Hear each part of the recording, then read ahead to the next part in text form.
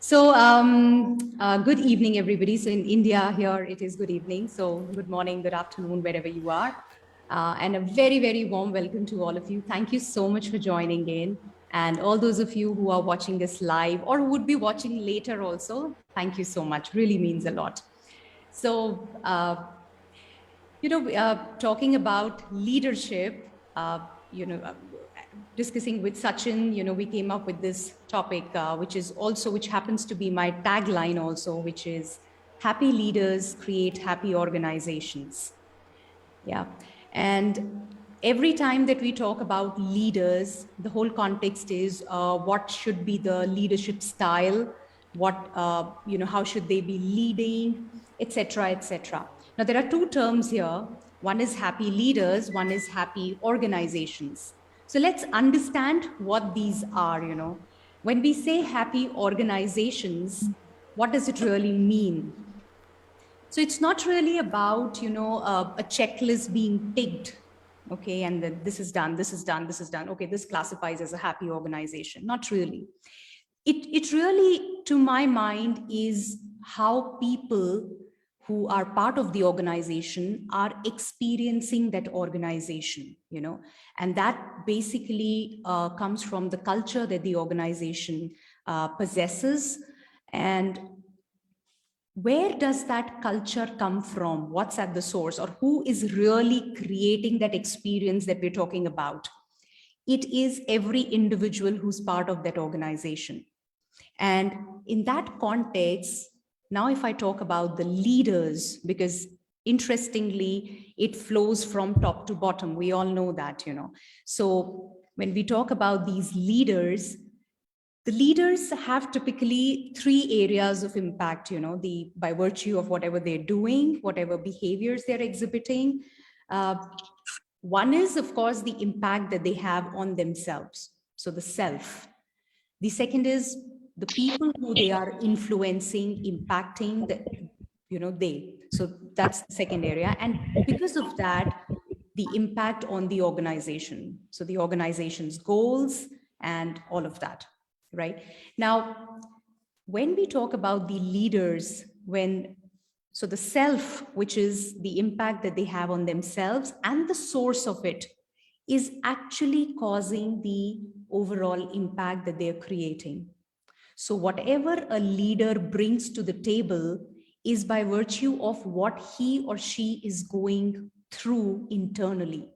Whatever is happening outside is just a manifestation of whatever is happening inside. So here I just want to bring in this term called self-leadership. We've been talking about it so often. It's been discussed on so many forums. But what is self-leadership all about, and why is it so critical? So we talk about what should a leader do, what a leader should not do, how a leader should go about doing things. So there are all supposed tos, there are all must do's, there are all have to's, etc., etc. But whatever a leader is doing, or the manner in which he or she is behaving, where is it coming from? So at the organizational level and at an individual level, let's just see where is it coming from. So I just quickly want to share this. I hope you're all able to see this picture. Yeah. So, we often talk about results, the whatever is visible to us, which is results. And we talk about the actions or behaviors which are causing those results. And that's where we play. That's the zone where we're playing, which is visible to us, the part of the iceberg which is above the surface of water. What are the actions that are causing the results? And what actions do I need to modify, change, so that I'm able to cause different results? That's all that we see. But those actions and behaviors are actually coming from the deep-rooted beliefs, which is deep-rooted beliefs about myself as a leader, me, myself, and the beliefs about people around me, how they should be, how they should not be, how the organization should be, should not be. And we have beliefs about everybody. And those beliefs are giving me the thoughts, which is, within which I operate as a leader. And as a result, the actions and behaviors that are there. So while we are busy imparting the skill set, while we are busy having interventions and trainings around this should be the leadership style, or this is how you should behave, what remains unattended is the core, the bottom of the iceberg, which is the beliefs. Yeah. So if a leader believes that, okay, I am supposed to be the problem solver, I'm the leader, I'm the boss, I am the problem solver. Now, as a result, what will his thoughts be? His thoughts are probably always going to be that I cannot walk up to my team and let them know that, hey, I'm stuck here. I am the one who's supposed to offer them a solution or an access into the problem at hand. And what will be his actions and behaviors as a result? Always, no matter how much of a struggle is there, no matter how much I'm grappling with it, but let me keep it to myself. My team cannot know this because that's a sign of weakness. That'll pull me down, and I need to maintain an image. Right? This is just an example I'm taking, could be any other belief, but that belief gives the thoughts and as a result, the actions and behaviors. And therefore, the results, when we talk about leaders leading by example, the example that the leader is setting here is that, okay, while you're saying it's all inclusive, my team is my strength and we're doing it together, but actually that's not happening. And then that it flows down. That's where the team also hesitates, thinks twice, holds themselves back before walking up to the leader. So you kind of setting an example for the team also. And then you are wondering, why doesn't my team open up? Why doesn't my team come to me? Well, what are we doing? As a leader, what are you doing? Right? So self-leadership is all about first doing the work on yourself. And when I'm using the term leader, it is not by virtue of the position that I'm talking about here. It's about any individual who is impacting or influencing lives here. He could be a manager, he could be, and because we're talking in an organizational context, therefore I'm using these designations, but it could be an individual at any level. He has his or her own set of beliefs which are giving him the results that he is, that he has desired or undesired. That's what it is. Now, if there has to be any shift, coming back to the happy organization, if there has to be any shift in the way organization is, where we often say, how about having a culture where people love to come back every day, they celebrate, they are so excited to be there, they want to be a part of the organization, they put in their heart and soul because they are growing there, because they have this sense of being able to contribute, because they feel significant, their core needs are taken care of. Now, how is that going to happen? We say the team is not good, train them, coach them. What about the leadership? And what about the leadership? The leadership working on themselves, where there could be two kinds of beliefs. One is, I'm the problem solver, I should be doing this by virtue of the role that they are into. I'm the leader, so these are a certain set of beliefs that are governing them. And then there could be another set of beliefs, patterns which are personal to an individual. So a leader, may have a belief that he's not good enough, he's not up to the mark, or he's not a very good speaker, he's not able to communicate, and that will then start another loop. So that will give him a certain set of results. When he feels that he's not good enough, then his thoughts will probably be, let's say, I just need to fit in. I need to prove myself. That's always going to be here top of his mind. And therefore, the actions and behaviors are going to be, how do I always try to fit in? How do what do I speak so that this is how it is? What do I not speak, right? And the results are then going to be accordingly. Now, what happens when the results are the way they are and they're not desired? Then that starts a backward loop, because your thoughts are giving you a certain feeling. The leader is feeling low, he's feeling frustrated, he may be feeling hopeless, not sure, not clear what to do, how to deal with it, and he will not even speak about it because he's the leader. There is so much of a stigma attached to it. And the conditioning is so strong that no, I cannot be walking up to the HR or anybody or my mentor, and really speaking up, right? And the fact remains that I've had so many leaders, people who are my clients or who come for the master classes, they say that, I just don't feel up for it. While I'm doing amazingly well in my career, they're doing great. They are climbing up the corporate ladder beautifully. Yeah. But when it comes to their individual or how they're feeling about the whole thing, there is this void that exists, there is this hollow that exists, and they have no access. One of the leaders, just to quote, a very, very senior leader, he says, my team is with me because I'm the boss.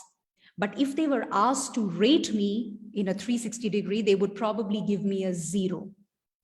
And interestingly, he realizes this. He knows, and it is very, very painful for him, but he has no access what to do. Now, you bring in any amount of interventions, you bring in all the skill set, trainings, and all of that, no good. Because the belief at the core is not addressed. If he thinks, I am not good at creating relationships, or my team doesn't want to be with me, every time he meets his team, unintentionally, subconsciously, he will be exhibiting the same way of being, which will lead his team to then respond in a similar way. So no different result could really be expected unless there is some different action there that comes there.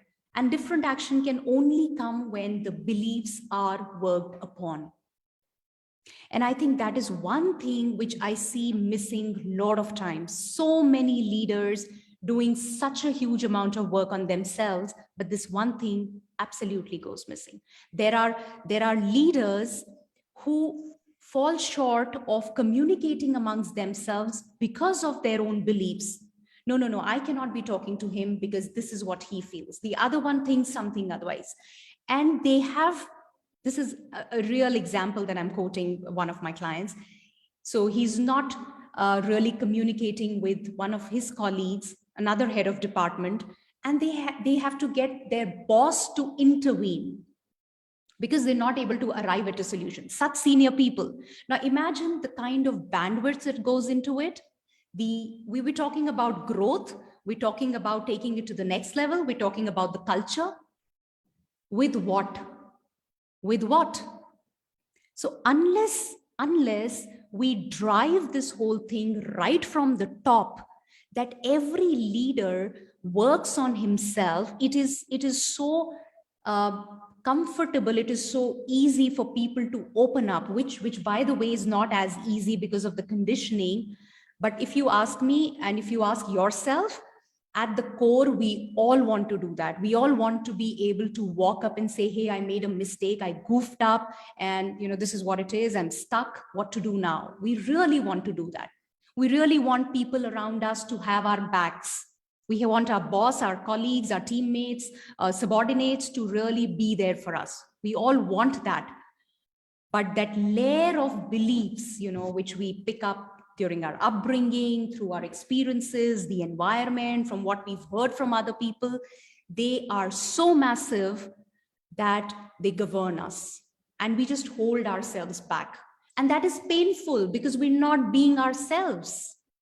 We're not being ourselves. We are so far away from ourselves and bound to cause pain, So I think when we talk about happy organizations, it is going to be, we can only manifest them, we can only create that culture when every individual who comprises of that organization, who's part of that organization, is doing that work, is happy. And how would they be happy? It's different for everybody. Happiness is quite subjective, but at the core, the needs are the same. We all want to grow. We all want to be able to contribute. We all want to feel loved, respected. We all want to feel significant. And that is same across. But when the top does that, they set an example, and that's where it flows down. That's where they tell everybody that it's okay. It's okay to just be yourself. It's important to be yourself. That's the essence of who we are. Yeah. And I think we miss out on it sometimes, that as human beings, as emotional beings, I think our inherent purpose of being here on this planet Earth is to be the best versions of ourselves in whatever we are doing, but to become a better and better and better version of ourselves. And that is the only thing, to my mind, that brings happiness. Yeah. I think that's what I feel right now. And yeah, thank you. Sachin, your mic is mute. Sachin, you're muted. Yeah. Okay. So now I think I'm audible, right? So thank you, Aastha. Thank you so much for that message. Is of course, happy leaders make a happy organization, happy community. Actually, in fact, there was a time when I used to watch lots of comedy movies just to laugh, because I was a kind of I had this depression, and because I was addicted to drugs. And one time when I started my life, the journey to greatness, when I started that transition, I actually started an organization, a small institution where I could teach the learning disabled kids. So during this time, actually, I had this depression thing going on with me. And what happened was later, it completely, I could not deal the business very well. And no, I couldn't say that it's a business. It was actually kind of part of my service, part of my mission, part of my vision. But, I just had to give it up because of my own terms. So I was just wondering if you could just answer me one question, that, some of our beliefs and thoughts, in fact, hold us back to become a happy entrepreneur, happy businesswoman, or a happy, leader. So can you suggest 2 tips to recover from, the kind of old belief that hold us back? Sure.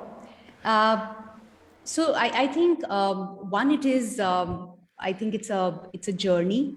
Yeah, it takes time, because the beliefs that we're holding, we are so emotionally invested in them. We've been carrying them, and we've been putting a lot of emotion into them. However, that said, one of the things that really is very important is that every change starts with awareness. So the more I start to get aware, okay, one, there is nothing wrong with anybody. It's not a problem that I'm dealing with. It's only natural. We all have our set of belief system, right? So just being one, aware, okay, this is what I'm going through, and then being okay with it, acceptance. And like you said, the impact is huge. But the moment you start to get aware, okay, this is what hits me every time, this is what is triggered, and then being okay that, okay, this is there, is the first step, or I would say pre-work, to bring about any change.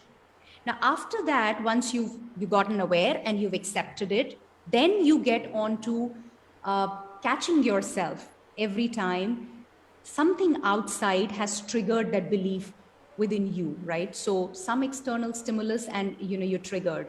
So I think it's massive. It takes time to even catch, but if you start catching yourself, it's huge.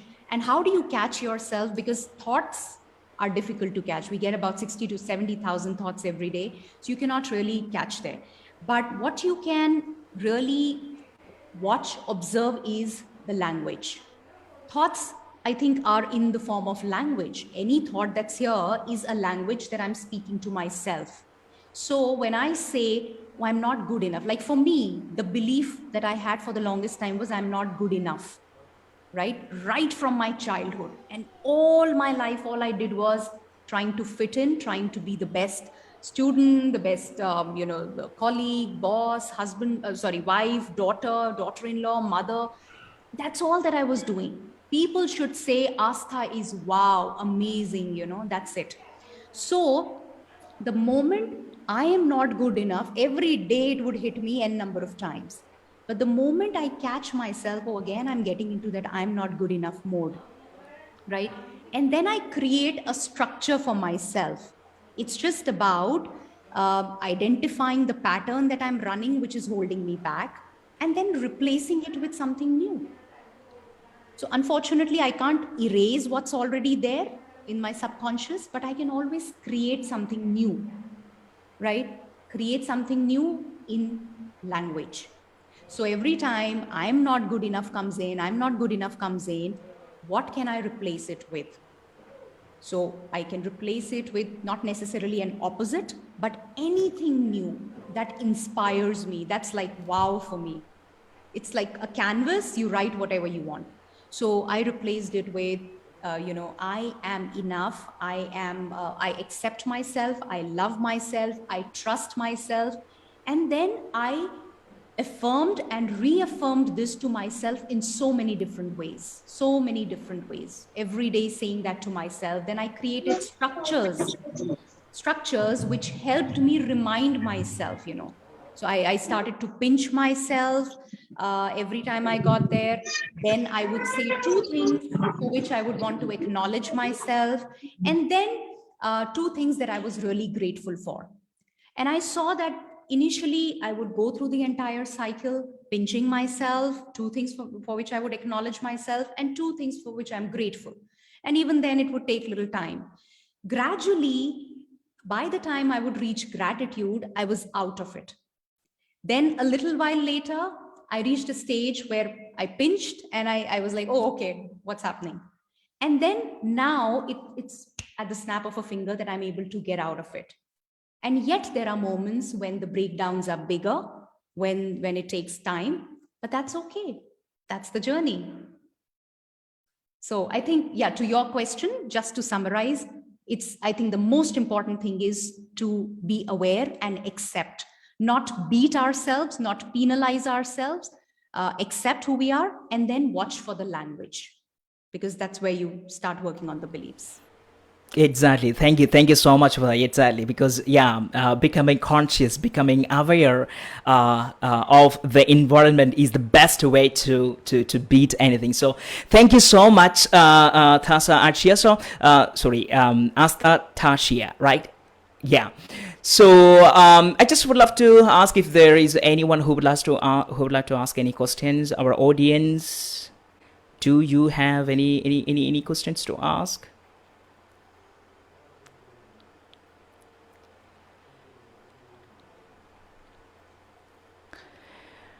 Okay, so I hope none of them has any questions, and thank you, Aastha, for being here. And I hope that you'll be here till the session finishes. We have Cindi as our next speaker, and so I hope that nobody has any questions, right?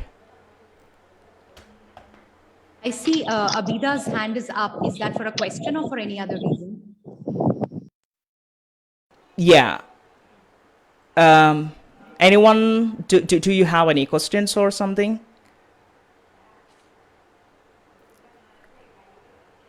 Okay, so I think I take that as a no, and yes, next would like to welcome Cindi White. Cindi White is a professional credential coach with ICF, International Coaching Federation. She coaches leaders, teams, trains and coaches, and speaks at conferences and retreats. She's also the founder of Heart to Heart Coaching, and she's married to Tim. She has been married for 42 years and has 6 children and 15 grandchildren. And as she said, she's going to have her 16th grandchild. Her family is her most prized possession and loves spending time with them. She's also passionate about helping others develop and grow to be all God created them to be. She is the oldest son. Cindy's oldest son, Jeremy, had a heart transplant, and that's where Heart to Heart came from. She became a coach, seeing how the Lord could use her to help people discover their dreams by turning their stumbling blocks into stepping stones. She and her family lives in the beautiful state of Washington, USA. And so here I would love to welcome Cindi. Hi, Cindi. Hi there. Thank you so much. I'm going to be addressing the issues of change, transition, and transformation today. And changes happen to us through COVID crisis all over the world. We've been affected. Each one of us have lost a loved one, loss of a change of a job, our health. Not all the changes that have happened are necessarily bad, because we've had some good changes. We've had, in this last year, I've had a son who got married. That was obviously the change. And we have children. We've also had changes, being able to work from home instead of going to work in the busy traffic that a lot of us deal with on a regular basis. And I want to talk about why this change affects us as leaders, because we're leading people through changes that happen to us personally as well as in our workplace. Transition is the internal process of moving through this change. And it's what's going to help us on the inside to help us grow. My daughter, she went through a crisis, and it was a change in her life, and she was talking to me about it. And of course, as her mom, I was seeing that she, on the other side of this crisis, she'd be able to help a lot of people. And as leaders, sometimes we can see that, but she says to me, she said, "Mom, I just want to get through this." And as we're leading people through whatever crisis they're in or whatever change they're in, many of them want to just know how to get through it. And we can lead the way through that. And then on the other side of the change and transition is called transformation. Transformation is a radical change of how we see ourselves and our business in the world around us. Transformation is going to happen one way or the other, but with the proper perspective and the proper tools to maneuver through, the transformation that we will experience will bring about success and personal growth, and as leaders, prepare us with a platform to help many people. As was read in my profile before, we have a son, Jeremy, and who had a heart transplant. He went through a major change in his life. He was a world traveler. He traveled all over the place. He loved adventure, and he was a mountain climber, backpacker. And a lot of people, especially on Facebook, live their lives vicariously through our son, because he would experience things that many of his friends hadn't. And so they were always wondering where in the world Jeremy was. And it was just fun to be able to watch what he was going through. And he would always, have pictures of him climbing the top of mountains and so forth. Anyway, a change happened because Jeremy, this would have been when he was 31 years old. He went in for a minor knee surgery, which actually revealed that he had end-stage heart failure. And it was pretty devastating. It changed everything about his life. And through that change, he ended up transitioning into having to have a mechanical heart, which was really a bridge between the heart failure and a heart transplant. So the transition was pretty drastic. the change was definitely an internal change that we know what transition really is. It's internal issues of the heart, but this was very, very real to him, and his lifestyle had to change. It was very hard for him as an adventurous person to be homebound pretty much until he got that heart transplant, which was 3.5 years later. So he comes in the house one night about 8:45 in the evening, and he says, "Mom and Dad, they called. They have a heart for me." And it was just the most exciting and exhilarating thing that he could have said, because we were anticipating that day to happen, but never really expected it. In fact, it was 2 days before Christmas, which is this time of year. So it was snowy, there was a storm. We had to drive across our state, which was close to 6 hours away, over a pass with a blizzard. And so sometimes when we go through changes and transition, the things that are required of us are pretty scary, and we have to take risks, and we have to walk in faith, knowing that, we're going to get through this. Like my daughter said, "I just want to get through it, Mom." And Jeremy we were all, our whole family was going through this.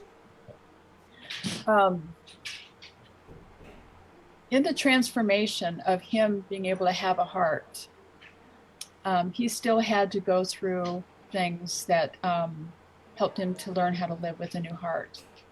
And we've watched him go through those things. And so as leaders, a lot of people are watching how we go through the changes. With our families are affected, our coworkers are affected, employees are affected, and friends. We have children and grandchildren. They're all affected by how we go through a change, transition, and transformation. So I'd like to ask a few questions, since I am a coach. What do you want to see? And actually, what do you want them to see as you go through changes to transformation? And what do we want them to learn? Okay. We need not to ask questions, why is this happening to me? Or is God punishing me? But what can I learn through this? Who can I help as I go through this? And then what are the blessings along the way? See, I became a leadership coach through the crisis of transition. When Jeremy was in the hospital the first time, it was 6 weeks of going through that with him and seeing the changes that he was going to have to make, the criticalness of the situation. It was really life or death for us. And I had never gone through anything like that before, any kind of a crisis like that, a change in our family, and asking those questions about what can I learn through this? How can I grow through this? How can I help other people through this? And out of that, heart-to-heart coaching was born, because I know that if I could go through this transition, and actually I did this with the help of a coach, I could help other people go through their transition, their change. Transition is hard. And this was the hardest, the most difficult thing for us to go through. But out of this transition came this beautiful transformation in our family, in my son, in the people that walked through this with us. The fact that heart-to-heart coaching was born through this transition, that transformation has changed my life. I've been able to help many people as they go through their different changes. And as a leadership coach, leaders go through all kinds of struggles and changes. And I'm sure that each one of you have your own experience with the changes and the struggles that you've gone through. The COVID crisis has affected all of our businesses. And it's, sometimes we say, I just want to get back to normal. I want to get back to how it used to be. But as we know, and especially as leaders, when we go through things, we have to develop a new normal. So how are you doing as you go through the transition that you've gone through?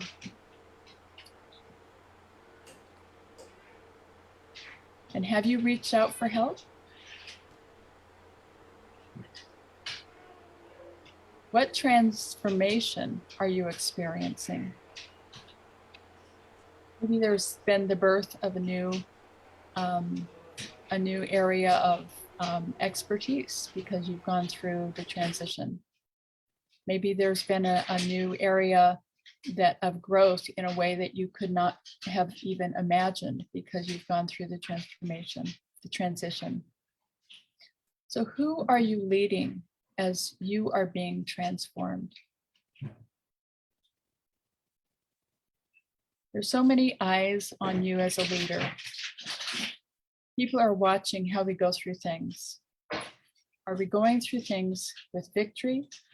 Are we complaining and being negative about our situation, wanting it to be different? What is that producing in other people as we walk through these? So there's a story of a man that I'm going to just tell you a story about a caterpillar, if I might, and I'll close with this. There's a story of a man who saw a caterpillar, and the caterpillar was crawling all over the trees, and all of a sudden the caterpillar is building a cocoon.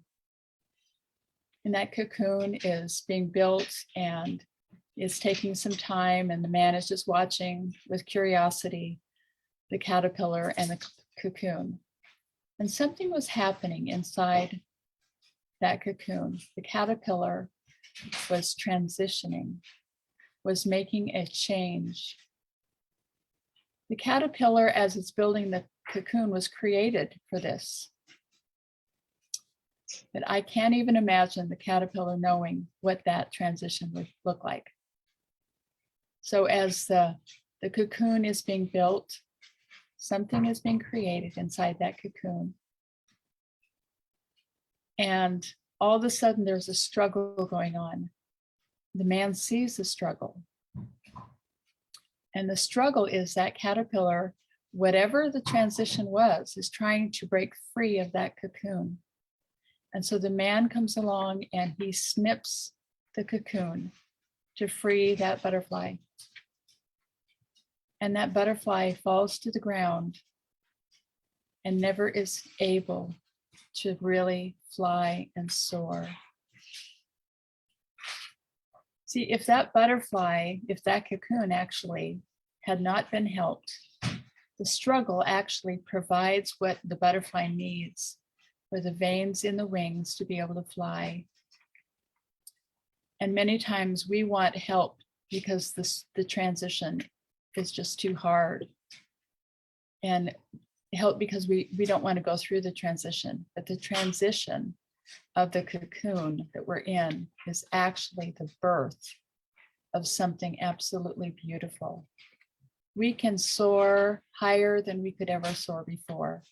That butterfly is beautiful. That caterpillar never even dreamed that he would become a butterfly and would see from a different perspective a beautiful world and be able to soar. And so a lot of times we go through the change and transition, and the whole purpose is so we will have a better perspective. We will be able to do things that we never thought possible.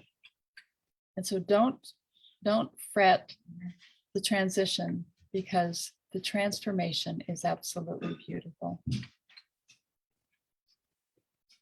So thank you.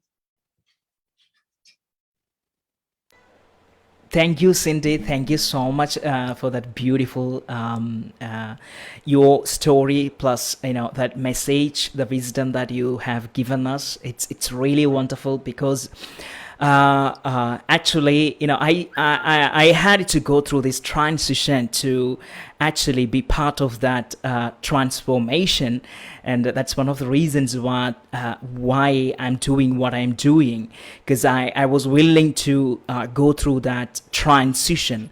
Now, today, many people, give up when they actually go through this transition. In fact, when that transition could take them to a path where they could never even imagine. And I often, especially what I see in the news and in our society at the present condition is, people commit suicide, people kill themselves, and people just start living their dreams, or stop existing, because they think that transition is too hard for them. But in fact, the truth is, taking that transition, in fact, is actually the worst thing that could ever happen.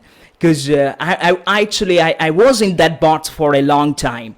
I hated myself. I even didn't like to look at myself. I actually, while I was studying after the high school, we had a photograph, and while I was just looking at the photograph, I just didn't like the way I looked. So I took my pen and, I discovered my face.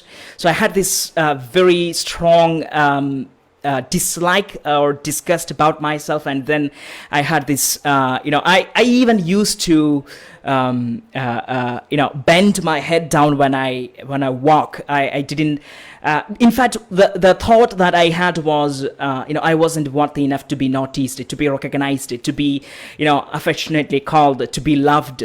And that intent kind of, drew me to different path, to path that I could, never thought or never imagined that I wanted to go.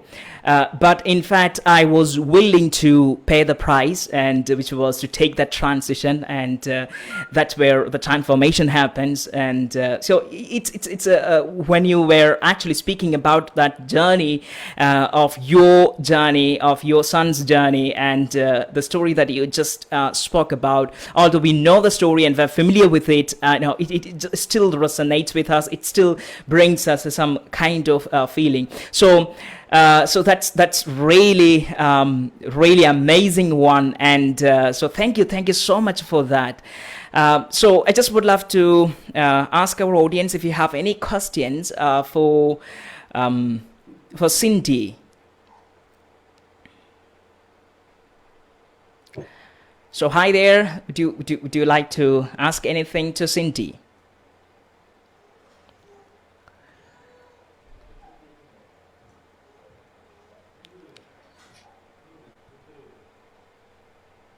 So, okay. Can I ask a question? Yeah. Sure, Aastha. So thank you, Cindi. I think I really needed to hear some of what you said. So I have a question here that, while going through the transition, if I'm going through a transition, then I need to go through whatever it is. It's important for me to, really experience all of it. So as a coach, when you are facilitating the journey, or you're supporting me, then where do you draw that line with your client or with your coachee, or where should I draw that line as a coach, so that you are giving them that right space to come out of the cocoon on their own, and yet you are facilitating the process? I think the coaching process itself just helps them to move forward through it. And as a coach, I am not going to tell them what to do, but help them get a different perspective on how they're going through it. So as far as crossing the line, it's just making sure that I'm not telling them how to go through the transition, or even be like that man that cut the cocoon for them, but help them to realize that this is, to see a perspective that can be really positive through it. What are they learning? And just as another example of when we were at the hospital with our son, it was life and death situations. But there were other people there that were going through similar things that were, we were able to pray with people. We were able to share with people our journey, but also help them, just be there for them. And so there were opportunities that we had to really help other people, even in the midst of our transition. And so help them to see a different perspective. It's not all about you. And as we're leading people, we see opportunities all the time. We're going through our own personal pain a lot of times, but other people are too. And so if we can see beyond ourselves, that is really important. Thank you so much. You're welcome. Yeah, thank you, Cindi White. Thank you for being here, and on this wonderful day. It's morning there, and it's quiet. It's around 9:30 here in India. So for many people, it's about time to sleep, and for many people, it's about time to have dinner. And probably some of them have already had dinner. Anyway, I just love to thank you, both of you, Cindi White and Aastha Tatia, for being with our family, for being here on this platform, sharing your message. Because I know this, I just want to emphasize one thing, that is, when you come here to share your message, when you share your wisdom, your story with us, actually, we don't know actually, whether how many people are transformed. But I know for one thing, it's sure that someone, whether it's with us or who might watch this video on Facebook, might be transformed, might think for a bit, just decide, I just want to change my life. So it's always worth to share your message, to speak out to different audience, to share your life story with us. And I am extremely happy and privileged and honored to have you, both of you here, Cindi White and Aastha Tatia. And I am extremely happy to hear and to be with you at this night. So once again, thank you, and you're welcome to India, and Aastha Tatia, welcome to Kerala, because most of them, our audience, are from Kerala, I think. Yeah, here we have Sue from South Africa. She's originally from England, and so yeah, thank you once again for being with us. Thank you so much.